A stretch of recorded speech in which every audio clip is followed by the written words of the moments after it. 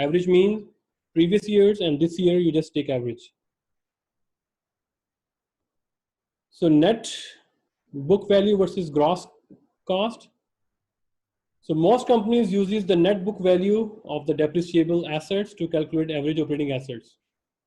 It means when you calculate the average, when you calculate the asset value is cost minus accumulated depreciation, which means this value, cost minus depreciation, and that is the book value. But you can also use, because this is non-cash expense, you can exclude that. You can also use the cost value as well. But the idea behind, or the critics, is that this cost is for 5 years and this asset already used 3 years, which means 3 years sales, the cost, this equipment already generated 3 years sales. So it's better to exclude the 3 year sales of capacity over here, and the rest of the capacity should be added. For example, the life of this asset is 10 years, and this is our 4th year when we are calculating the average operating assets. So the idea is that why we less the depreciation, so that its life or its usage would be minimized. So its cost should be included for the total 6 usable years, rather than you use the whole cost, which is based on 10 years, which may lead to erroneous result. But everyone has its own, because those who make critics, they are also knowledgeable people, they're also qualified people, and those who are in the favor of using the cost, full cost, they are also knowledgeable people. So it depends on what majority does. So majority use the book value, which exclude the effect of previous years. That's it. So the ROI formula can also be using another method. We call this two-step ROI, in which you can use 2 ratios to calculate ROI. So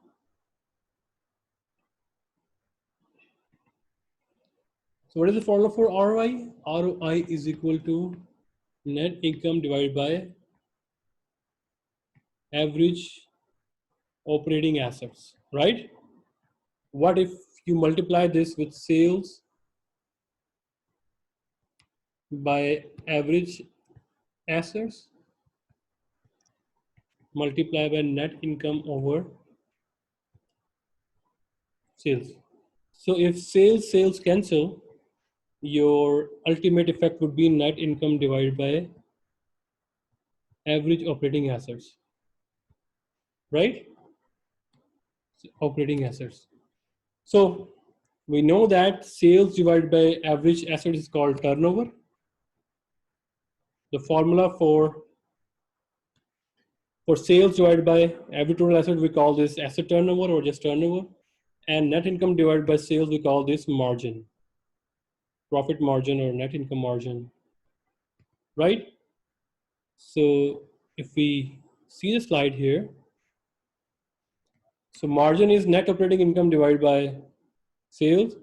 So rather using net income, we are using net operating income. So this is net operating margin, and sales over average operating assets are average operating, it's called the turnover.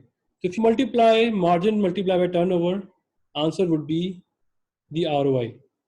But why we are doing this? So in order to understand that why we are doing that, so after, okay, let's explain it here. So we want to see that whether our return is increased due to our profit margin or due to our efficiently utilization of assets, right? So like I told you, like we saw, the disadvantage of using the decentralized organization is that the managers, they don't care about the organization's future, right?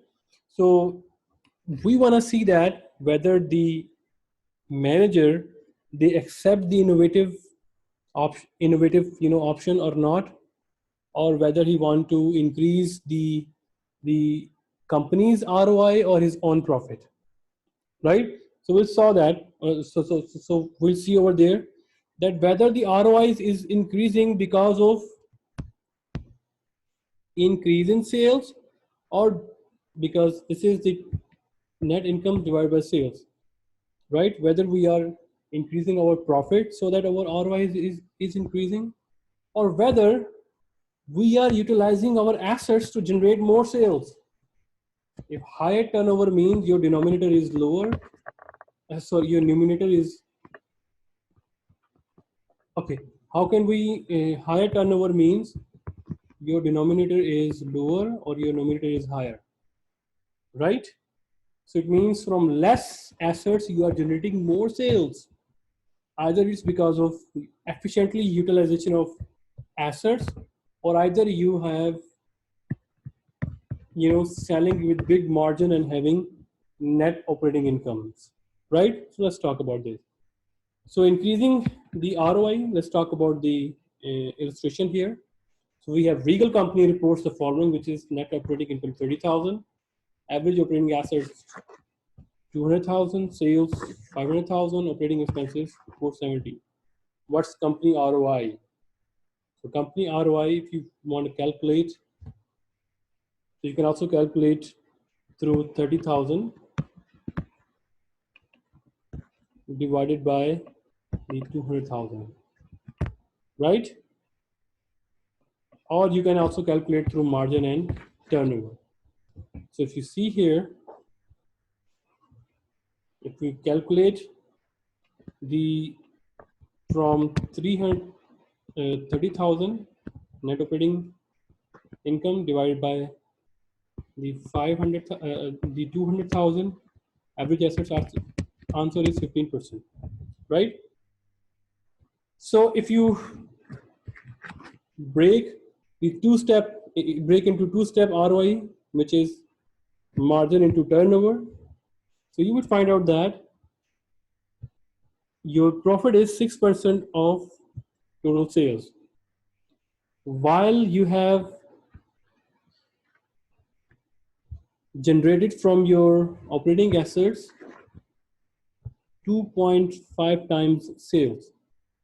You have used your assets to generate 250% of the sales, or 2.5 times of the sales. It means you have utilized your assets to generate 2.5 times of sales. And then you compare, maybe your previous profit was still like, your previous profit was like 8%, and your ROI was the 2.5 as well. And now you will find out that, or maybe it's just 2 or maybe 1.8 something. Answer is 15. For example, the previous ROI is also 15 and today's ROI is also 15. And from previous number, you find out that the operation department this time also used 2.5, but this time what happened? The ROI, the margin, sorry. Yes, the margin has now decreased. That's why today is 15% and last year also 15. Basically, you want to see that the efficiency of the sales department and the operating assets department.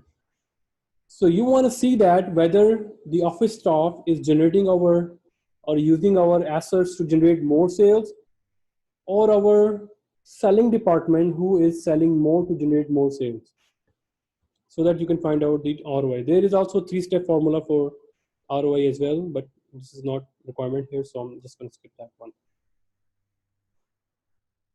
So now the biggest problem with the ROI is that if you want to invest in operating assets to increase sales, so let's talk about this. Assume that Regal manager invest in 30,000 piece of equipment, and which will increase the sales by 35,000. while increasing the operating expenses 15,000. So net operating income now 50,000.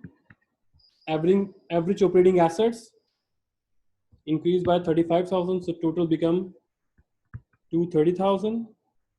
Our sales increased by 35,000. Our sales increased from 500,000 to 35,000. Operating expense increased by 15,000. Now what happened to the new ROI? Our ROI has increased, right? But if you look back, our previous ROI is 6% and 2.5%. If the manager is evaluated based on turnover, do you think he would recommend this kind of investment? Would he invest in this piece of equipment? Because he is evaluated based on the turnover, how he is efficiently utilizing the operating assets.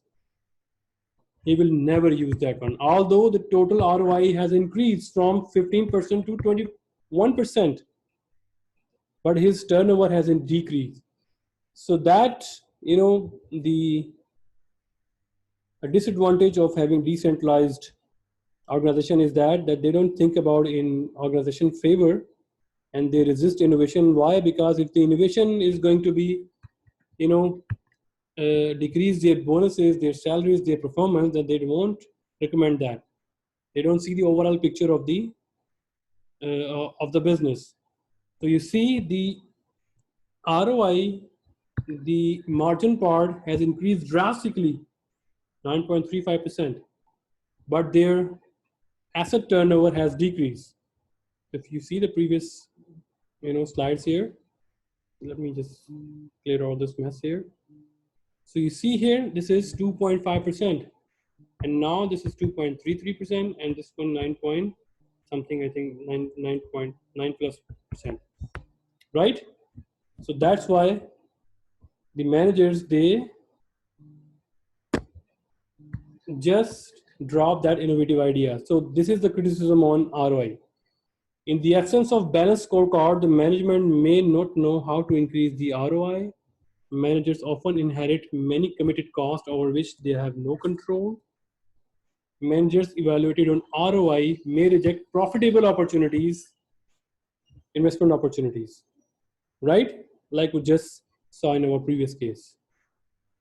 So in order to remove those weaknesses in ROI, the accountants, they came up with the new formula for computing the performance, and that is the residual income approach. So the residual income is basically the net operating income which is above some minimum return on assets. If you are given the idea to earn 15%, and if you earn 16%, you were given bonus, right? So let's talk about this. So the formula for calculating the residual income is that net operating income minus the average assets multiplied by the minimum return. Simple. So this computation is different from ROI, and that inherent flaw or weakness in the ROI formula is now, adjusted for.